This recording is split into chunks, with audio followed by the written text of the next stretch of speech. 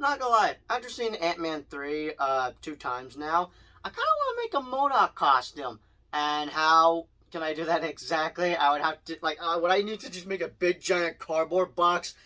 No. I've already thought of an easier solution. I'm gonna make myself a little helmet.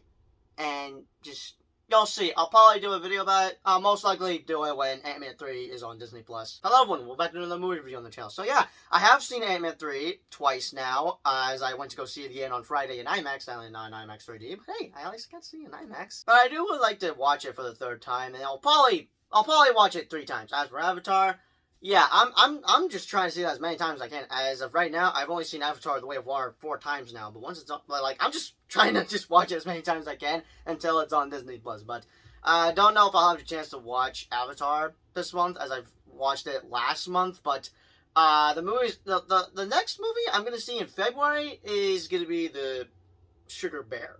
I would say the thing, but I'm trying not to risk getting demonetized here, as I'm just taking 3C Films' advice about, well, it's not like an advice, but basically he can't, if he says it, he'll get demonetized, and just, like, I'm just basically not trying to take any risks. But I will be doing a movie vlog, if not, then a review for it, so stay tuned for that. But yeah, we shall see if I'll have a chance to see it for the third time or not, because the last movie I've seen 3 times in a row was Wakanda Forever. But yeah, this is the first MCU project to kick off Phase 5, as we just finished Phase 4 not so long ago with Wakanda Forever, but also the holiday special, The Guardians. And there was so much anticipation going into this movie, because mainly because of Kang the Conqueror, which is the next big bad Thanos of the MCU. But I'm still baffled, if that's the right word I am using for this. Like, I'm just so shocked that Ant-Man and the Wasp: Quantumania is the second worst rated MCU movie. Like, it was currently tied with Eternals, but it's at 48 right now. But like,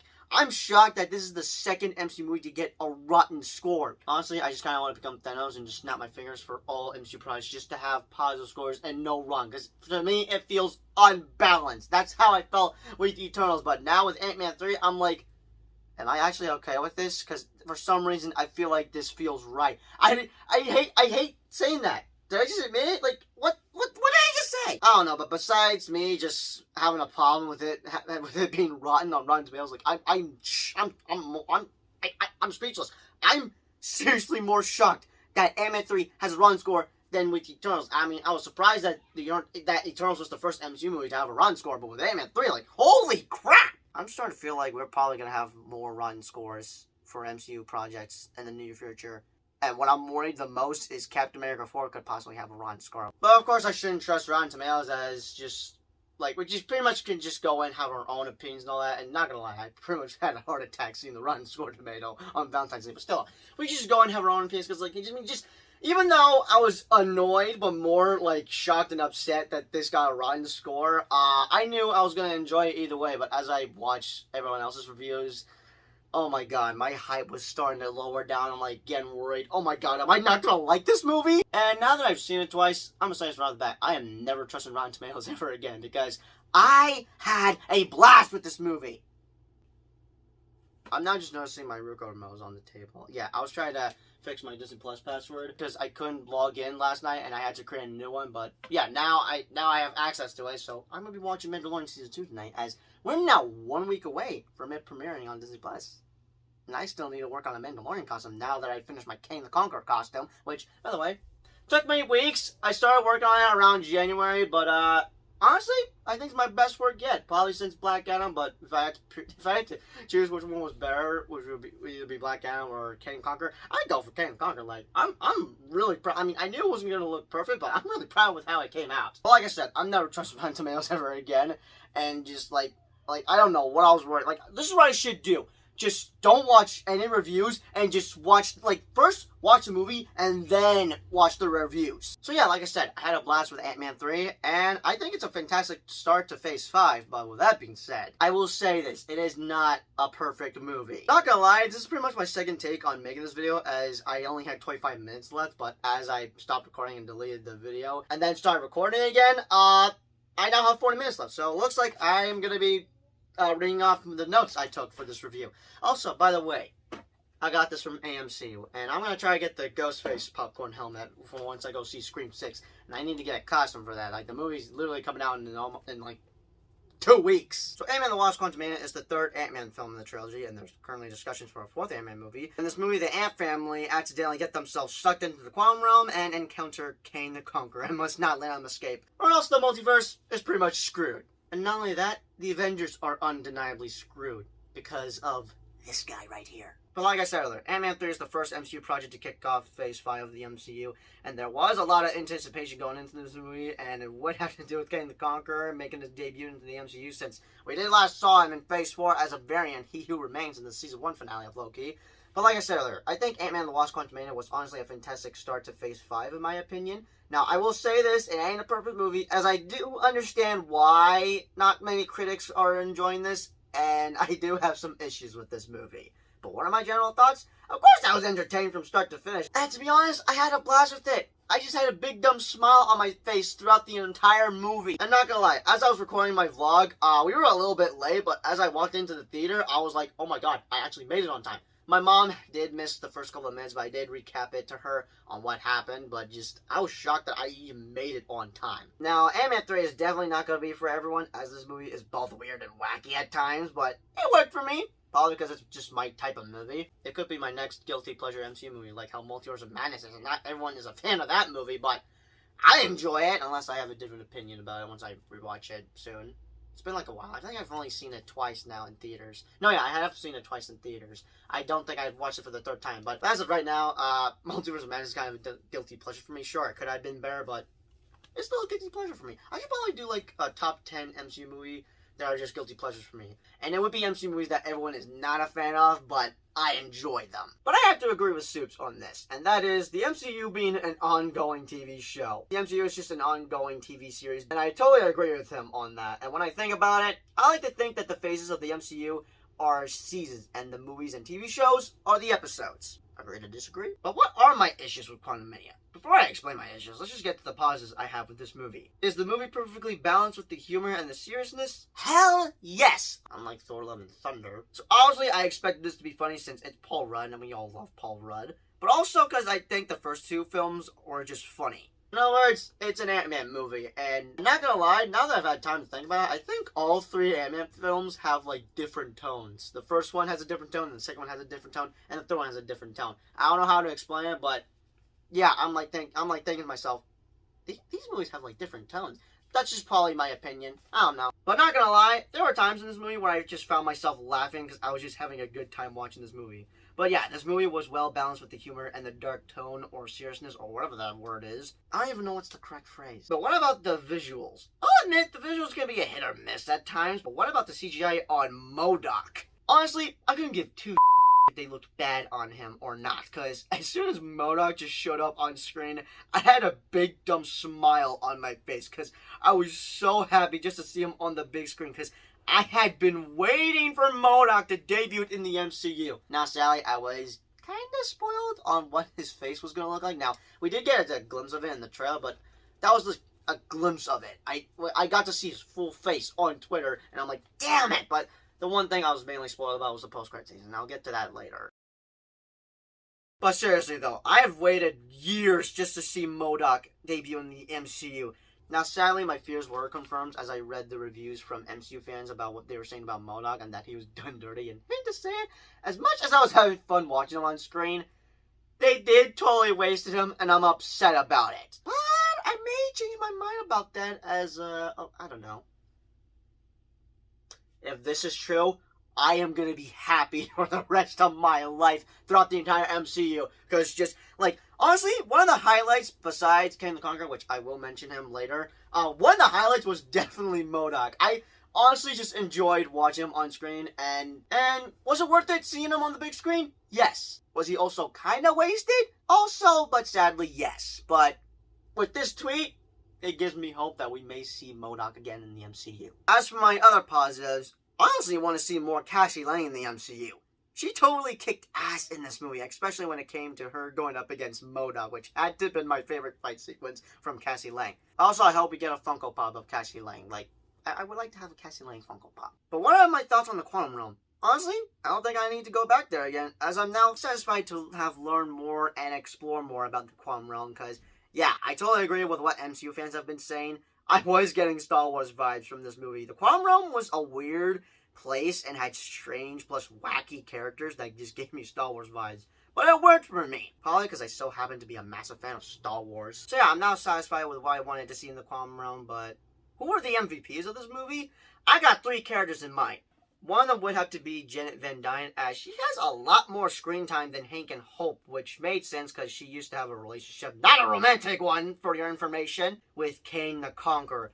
And the more I think about it, she was pretty much the heart and soul of this movie. But another MVP would be Cassie Lang, as I mentioned earlier, that she totally kicks ass in this movie. And I definitely would like to see her interact with other characters like Kate Bishop, which I know Marvel Studios isn't currently working on a Young Avengers project, but come on, they are they're clearly setting it up, and we just gotta wait till Phase 6. When Phase 6 comes around, we shall get a Young Avengers movie, which I'm like dying for a Young Avengers movie. But the one that seriously stole the show for me was Jonathan Majors as Kane the Conqueror, because oh my god, the Avengers are undeniably screwed. It's official. I'm a Jonathan Majors stan. Ever since he showed up in the Loki Season 1 finale as He Who Remains, I had just loved his performance as He Who Remains, but his performance as Kane the Conqueror is on a whole other level. Jonathan Majors was born to play this character. He is Kane the Conqueror. I loved every single scene he showed up in Quantumania. Like, this dude is a damn menace. You do not want to mess with this guy. I also had a dumb thought in my head that he wasn't getting enough screen time, and I'm like, I have to be crazy for thinking that, right? But does he have enough screen time? Hell yeah, he does. But after seeing him in Quantumania, all I can think about is Kane the Conqueror. I want to see more of him in the MCU, and I seriously just cannot wait to see this guy again in Avengers: The Kane Dynasty. Because, oh my god, I literally am just obsessing over Jonathan Majors as Kane. So yeah, Cassie Lang kicked ass, and Janet Van Dyne was the heart and soul of this movie, but the 2 characters that carried the movie for me were just King and MODOK. But Quantumania is a perfect setup for the King Dynasty, but why do I think I have some issues with Ant-Man 3? For better context, it works better as a setup movie than as an Ant-Man film, because sadly, it just doesn't work out as a standalone film. So yeah, I did enjoy this movie and loved how they set it up, things with King the Conqueror in the MCU. But sadly, that's kind of the problem with this movie. It's mainly just a setup than just an Ant-Man movie. Quantumania sadly doesn't conclude the Ant-Man trilogy, as it's just a setup for future things in the MCU. Now, I don't mind this movie setting up things in the MCU. I'm fine with that. It's just, I wish it just concluded the trilogy somehow. And when I think about it, it's not much of an Ant-Man movie, and I think I know why, as it kind of hit me. So Quantumania has a completely different tone from the first 2 movies, but I think I could see why critics weren't much of a fan of this movie, and it's because Peyton Reed wanted to make this movie as an Avengers-level film with Kane the Conqueror being the next big battle of the multiverse saga. In my opinion, the movie isn't well balanced with it being an Avengers-level movie and an Ant-Man film. It's honestly hard to explain about what I mean that it's not well balanced with it being an Avengers-level movie, like a big hype-level movie for the MCU, then an Ant-Man. Like I said, it's hard to explain. And to be honest, this movie should have just been called Quantumania, because another negative I have for this movie, and that would sadly have to do with the Wasp barely having any screen time in this movie. Like, for this to be titled Ant-Man and the Wasp, we mainly just have more screen time dedicated to Janet, Scott Lang, and Cassie. Like, seriously though, I think we all agree that this should have just been titled Quantumania, and would have been a clever way because of the Ant-Man right there, as you can see. If Ant-Man 4 ever happens, I'd much rather have that as the concluding chapter of the trilogy. But I do think the Wasp should get her own solo movie somehow. Still though, Quantumania is much more of an Avengers prequel to the King Dynasty than a concluding chapter to the Ant-Man trilogy. Oh shit, looks like we're out of time here. I may have to finish recording this in the morning as I only have 2 minutes left of curfew, which... My God! Okay, let's hope I don't forget to do this transition, but I'm gonna try to do this in the morning as soon as possible. If not, then later after school, but anyways, I'm gonna do a transition in 3, 2, 1... Okay, hopefully I used the right hand for that. Luckily I remember the transition that I needed to do, because I've stayed up late. Because I binge-watched the entire season of Outer Banks Season 3, and probably not a good idea, the fact that it's a school night, which... Very weird for Netflix just to release a season on a Thursday when it's usually a Friday. Like, binging the entire thing on a Friday would have been nice instead of a Thursday night, because now I'm going to be falling asleep in class. Sorry, Dad, but it was worth it, which I will cover a review for Season 3 of Outer Banks soon, yeah, just be sure you're ringing the bell. Anyways, where was I? Alright, I was talking about my thoughts with Ant-Man 3. But I better make this quick, because literally we gotta get going to school, because We got like a 3-hour delay due to the snow, which finally it decides to come back after just 2 months of absence. You know what, doesn't even matter. Let's just get back to the review of Ant-Man 3. But with that being said, I think Peyton Reed did a good job with Scott and Cassie's relationship in this movie, as that is another positive I have for this movie. The relationship throughout the trilogy are honestly the highlight of it. So I'm glad that we got to have some of that in Quantumania. But I only have like 3 or 4 negatives I have for this movie. One that would have to do with MODOK. I didn't care if he had good or bad CGI. I honestly just enjoyed watching him pop up on screen. It's what they did to him that upsets me, as he was sadly wasted. But he could possibly return?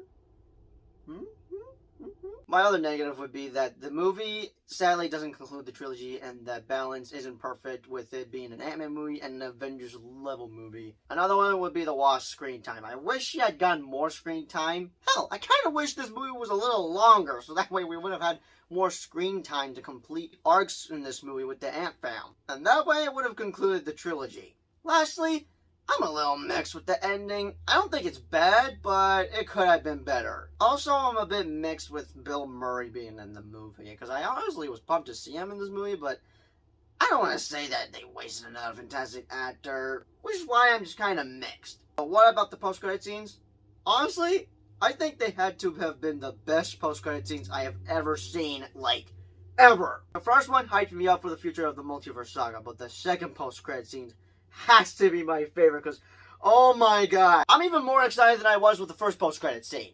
So yeah, Ant-Man and the Wasp: Quantumania ain't a perfect movie, as it sadly doesn't conclude the Ant-Man trilogy. There was definitely potential with this movie, but it's a fantastic start to Phase 5, maybe a rough one as well, which would be the true beginning of the multiverse saga. The Quantum one was fascinating, and Jonathan Majors as Kang the Conqueror is easily one of the best MCU villains I've seen on screen. So if I had to give it a rating, it's going to be an 8.5 out of 10. It could most likely lower it down to a 7 out of 10, but it's probably going to be like that for now. And it's mainly because of Jonathan Majors. Like, I just enjoy Jonathan Majors. I'm basically a Jonathan Majors stan. But yeah, I enjoyed the hell out of this movie, and Phase 5 of the Multiverse Saga has officially begun. With that being said, those are just my thoughts with Ant-Man and the Wasp: Quantumania that is now playing in theaters. Now, for the next MCU project in Phase 5, whether it be a show or a movie, would be Guardians 3. And when I think about it, I think Guardians 3 is going to do a better job with what Ant-Man 3 kind of failed to do, and that is concluding the trilogy. James Gunn is a fantastic writer and director, and the first 2 movies are absolute bangers. Now, are there going to be a few setups with Volume 3? Most likely, but just, the more I thought about it after seeing Ant-Man 3, I'm like, oh wow, Guardians 3 is going to do a better job on concluding a trilogy, and is most likely going to shatter my, like, it's going to break my heart in the theater. Because I don't see the Guardians come back for Kang Dynasty or Secret Wars. Like, I think they're all just going to die. Maybe I'll make a separate video for that another time, but I will be doing a spoiler review sometime this week. But with that being said, I'll see you guys in the next review. Peace out.